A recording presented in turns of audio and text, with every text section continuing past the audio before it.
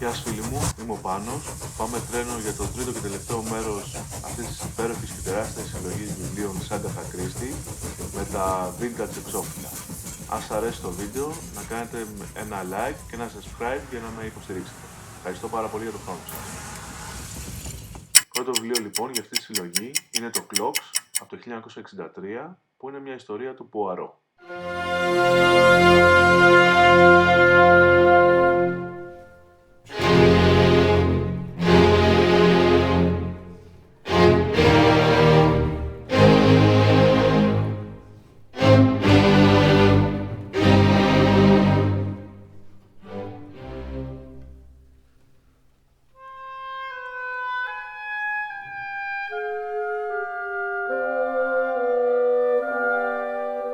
Περνάμε τώρα στο τελευταίο βιβλίο της Miss Marple, την τελευταία υπόθεσή της, το Sleeping Murder, που βγήκε το 1976.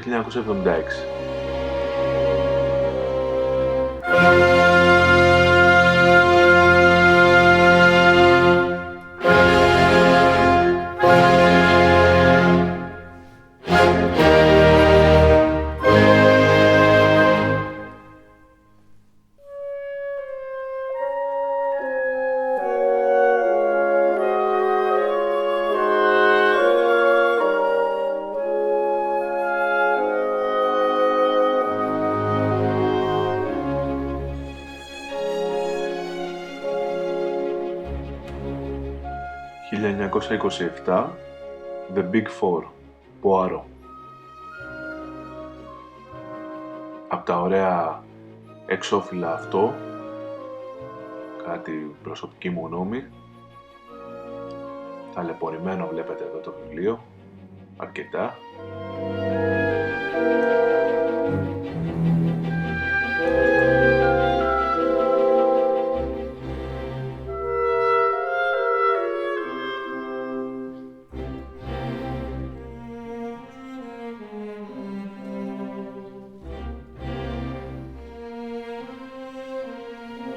Άλλος ένας Ποαρό έρχεται τώρα, Lord Edward Dies. Αυτό είναι από το 1933, βλέπουμε εδώ δυνατό εξώφυλλο.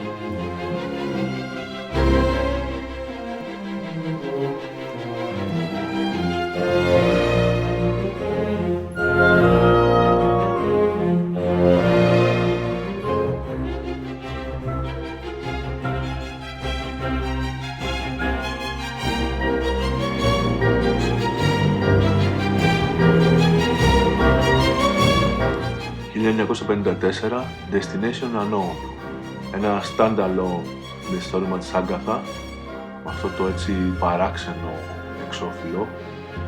Για κάποιο λόγο μου θυμίζει το Μαύρο Πύργο για τους φίλους του Stephen King, αυτή η φιγούρα εκεί πέρα. Ποιος ξέρει όμως.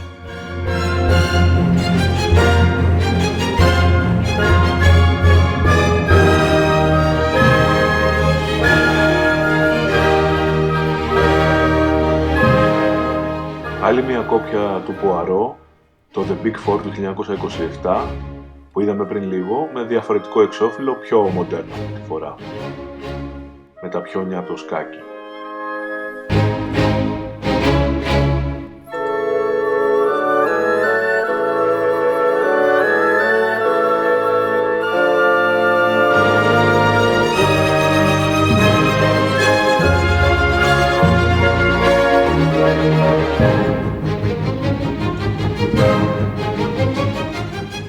Marple τώρα, 1965, at Bertram's Hotel. Η Miss Marple αποφασίζει να πάει 2 εβδομάδες διακοπές στο Λονδίνο, στο Bertram το ξενοδοχείο, όπου είχε μείνει και νεότερη εκεί πέρα.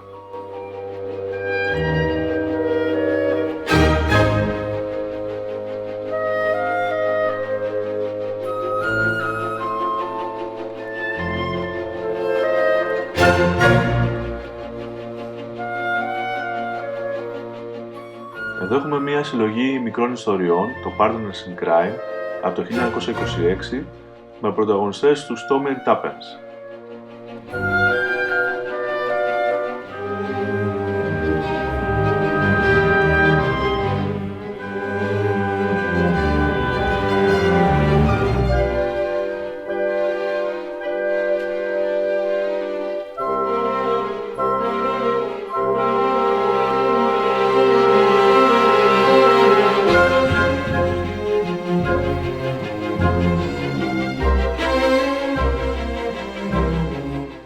αρκετά χρόνια αργότερα τώρα, με το Postern of Fate, στο 1973 και πρωταγωνιστές πάλι του Tommy and Tuppence. Με αυτό το έτσι όμορφο εξώφυλλο που σου κάνει κλικ και θέλεις να το ψάξεις περισσότερο.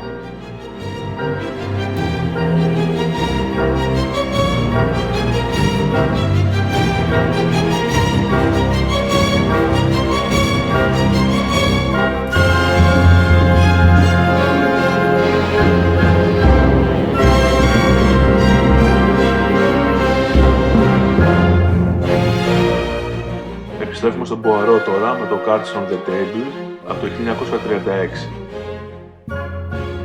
Βλέπω εδώ σημειώσεις μου ότι την ίδια χρονιά κυκλοφόρησαν και το The ABC Murders και το Murder in Mesopotamia. Φανταστείτε λοιπόν τι χρονιά ήταν αυτή με τέτοιες κυκλοφορίες. Φοβερή.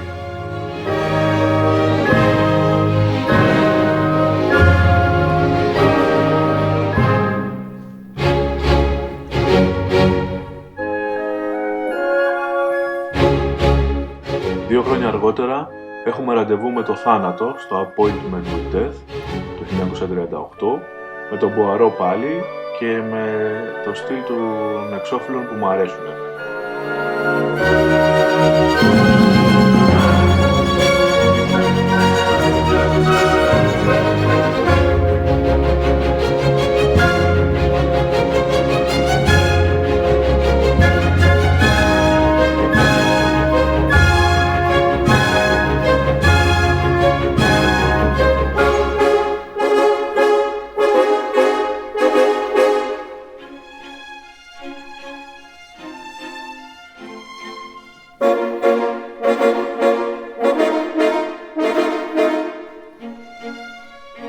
Πάμε αρκετά μετά τώρα, 1972, στο πρώτο τελευταίο βιβλίο του Poirot με το Elephants Can Remember.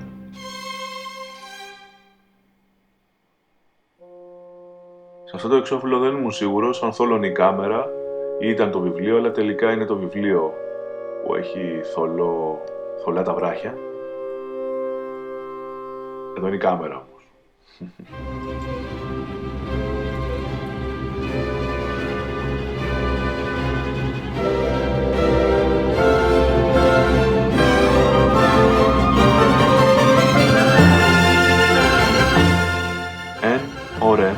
Αναρωτιέται ο τίτλος του βιβλίου αυτού. Άλλη μια ιστορία με τους Tommy and Tuppence από το 1941. Εδώ το ματωμένο τριαντάφυλλο.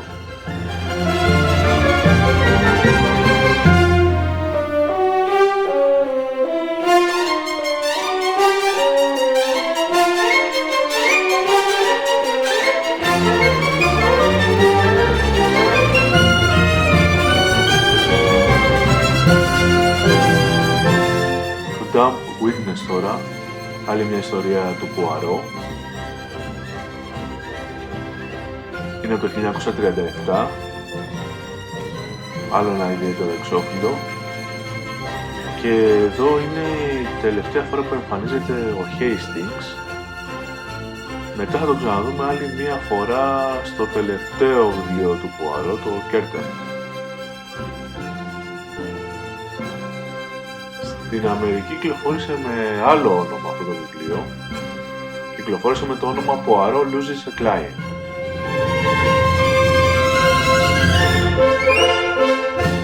Evil Under the Sun, 1941, Poirot.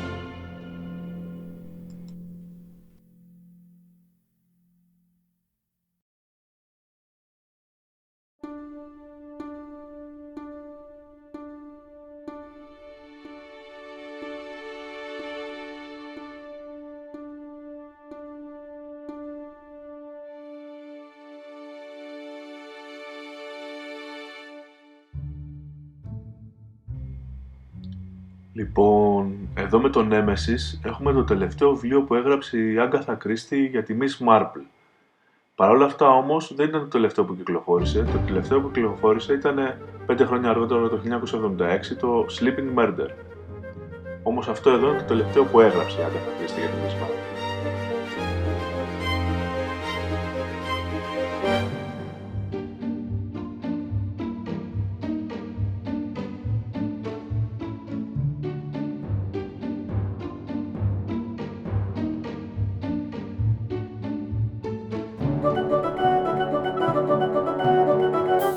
Εδώ τώρα έχουμε το πρώτο βιβλίο μου πρωταγωνίστρια πάλι τη Miss Marple, το The Murder at the Vicarage, από το 1930.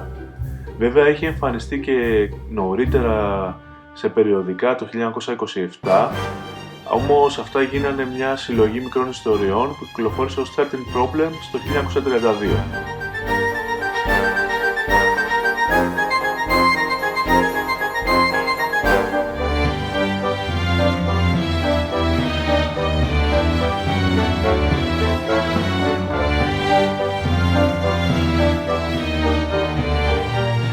By the Breaking of My Thumbs, 1968, Tommy and Tuppence.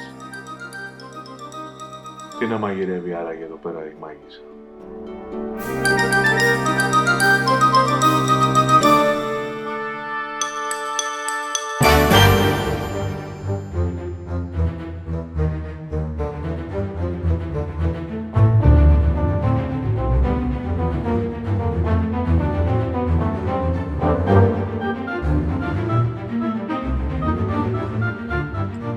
Εδώ το Easy to Kill από το 1939 είναι ο αμερικάνικος τίτλος του Murder is Easy.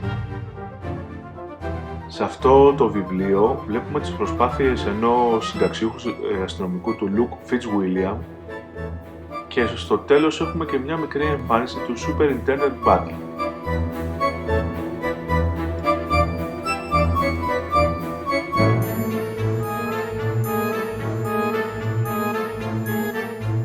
Εδώ τώρα περνάμε στο 1924 με τον απλό τίτλο «Ποαρό ερευνά».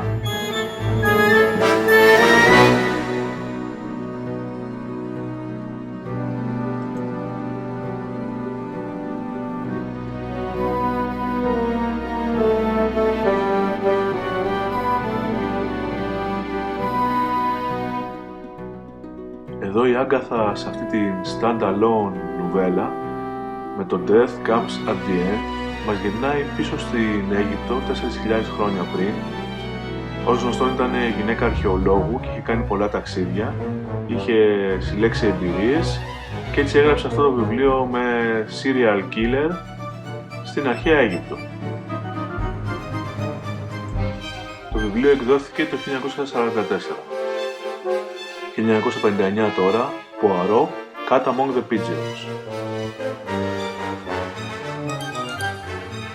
Ψάχνω να βρω και εγώ κάποια ελληνική έκδοση. Βρίσκω το ίδιο βιβλίο με το τίτλο «Στον αστερισμό της Παρθένου». Τι να πω, ό,τι πείτε.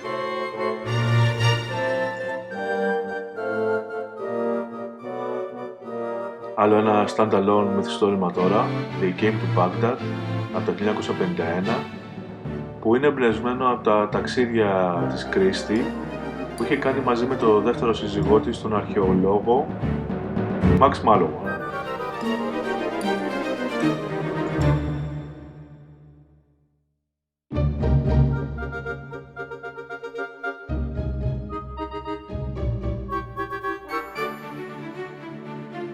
Το βιβλίο από το 1939 που είδαμε νωρίτερα ως Easy to Kill, που είναι ο αμερικάνικος τίτλος, εδώ με τον original τίτλο του Murder is Easy, τον αγγλικό δηλαδή.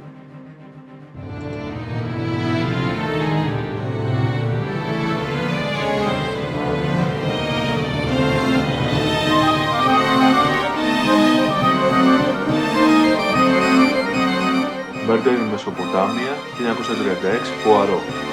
Άλλο ένα μυστήριο που έχει να κάνει με αρχαιολογία. Εδώ η Άγκαθα εμπνεύστηκε από ένα ταξίδι της στο Ιράκ σε μια εξκαφή αρχαιολογική στους βασιλικούς τάφους του Ουρ, όπου εκεί συνάντησε και τον ένα από τους σύζυγούς της, τον Sir Max Mallowan.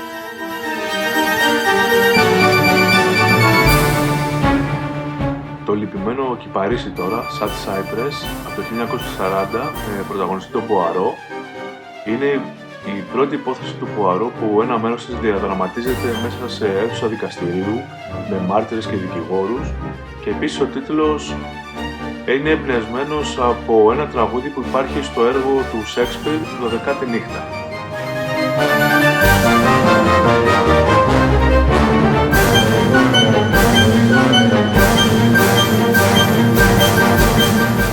Το The Pale Horse του 1961 Είναι άλλη μια standalone νουβέλα της Agatha Christie, με αυτό το έτσι σκοτεινό, διαβολικό εξώφυλλο θα έλεγα. Εδώ πέρα παίζει ένα μικρό ρόλο η συγγραφέας παύλα detective Αριάδνη Όλιβερ και το Pale Horse, το όνομα αυτό, υπάρχει μέσα στην Αποκάλυψη ως χλωμό άλογο, το οποίο ήταν το άλογο που καβαλούσε ο θάνατος. Είμαι σίγουρος ότι έχετε δει κάποιες φωτογραφίες, ίσως από κάρτες ταρό ή από τέτοιο στυλ. Το Mrs. McGinty's Dead είναι Πουαρό από το 1952 και διαδραματίζεται σε ένα χωριό, αναφέρεται ως Village Mystery. Εδώ συναντούμε πάλι και την Αριάδνη Όλιβερ. Επίσης κυκλοφόρησε και από ένα book club ως Blood Will Tell. Το They Do It With Mirrors έρχεται από το 1952. Είναι μια ιστορία της Miss Marple και έχει κυκλοφορήσει πρώτα στην Αμερική ως Murder With Mirrors.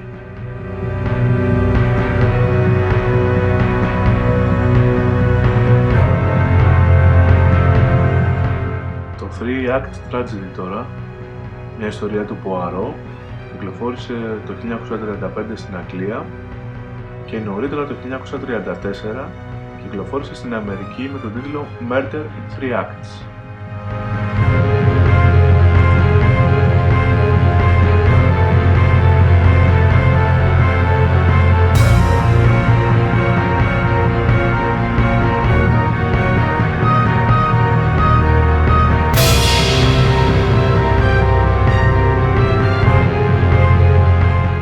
Τέλος, το The Secret of Chimneys έρχεται από το 1925 και μας συστήνει τους χαρακτήρες των Superintendent Battle και Lady Elaine Battle Brent.